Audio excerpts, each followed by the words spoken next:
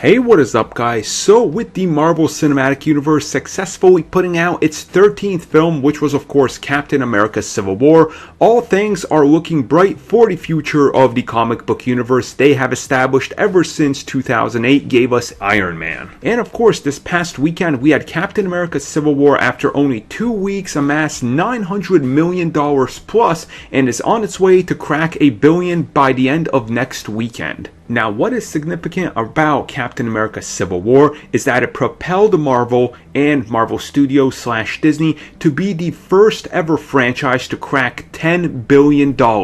This is of course comparing it to other franchises such as Harry Potter, which has made 7, James Bond, which has also made 7, Star Wars at 6.5, and Peter Jackson's Lord of the Rings at 5.8. Two other notable superhero franchises which have amassed huge numbers would also be the Spider-Man franchise, which is up to 3.9 billion, and right next to it is Batman, which is up to 4.5. Now, what exactly does this mean? Well, Disney originally bought Marvel Comics for $4 billion in August of 2009. Now, at that time, Marvel Studios was still not as big or as known as we know it today. Of course, they had Iron Man 1, which was a success, and that was really it, you know. They were quite in dire straits even after that movie, and they were pretty much fighting to stay alive going into production of Iron Man 2.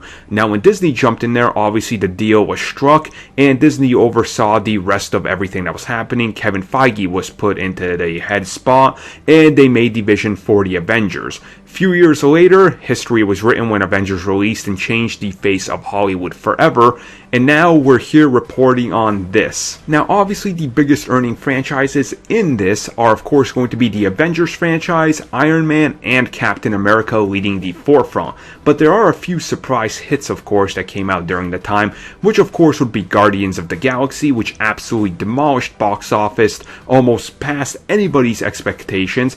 And, of course, last year we had Ant-Man, which that was truly one movie that nobody saw coming. And of course, the success of the MCU was later on reflected when Sony was able to share the character with Marvel Studios and strike an unprecedented deal that was pretty much never imaginable before this. Now, obviously, as the Marvel Cinematic Universe moves forward from this point, we have quite a few movies to look forward to. There's of course Doctor Strange, Guardians of the Galaxy 2, Thor Ragnarok, Black Panther, Avengers Infinity War, Ant-Man and the Wasp, and Captain Marvel, and pushed back was of course Inhumans. Now, obviously there's going to be a second Spider-Man movie that is due by the end of 2019 in the deal that was struck with Sony. And obviously, seeing how big the Marvel movie slate is, and it's only going to increase with size in case anything else like Doctor Strange is a success, they might even add a second one. Obviously, I think there's going to be a second one before 2020.